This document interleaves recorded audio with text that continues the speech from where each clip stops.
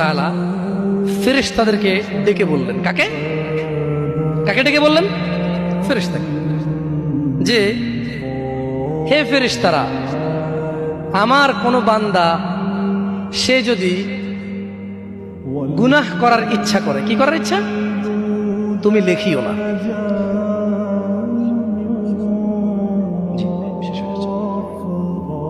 তাহলে ফেরেশতাদেরকে আল্লাহ কি বললেন?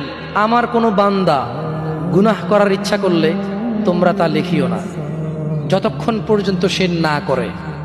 যখন সে এই অপরাধ করে ফেলে তোমরা লেখিও, বাড়তি লেখিও না, যতটুকু করেছে অতটুকুই লিখবা। কিন্তু জানেন আল্লাহ আপনাকে কত ভালোবাসে? এই সেইম আল্লাহ ফেরেশতাদেরকে বললেন, শোনো, আমার কোনো বান্দা যদি কোনো ভালো কিছু করার নিয়ত করে সঙ্গে সঙ্গে নেকি লিখে ফেলো। সুবহান। আমার কোনো বান্দা যদি ভালো কিছু করার নিয়ত করে সঙ্গে সঙ্গে লিখে ফেলো। সে এই কাজটা করা পর্যন্ত অপেক্ষা করার দরকার?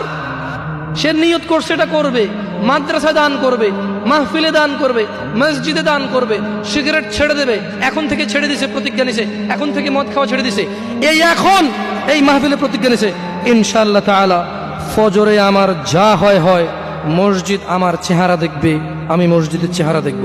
আল্লাহ বলছে যে ফেরেশতা লিখে ফেল, লিখে ফেল।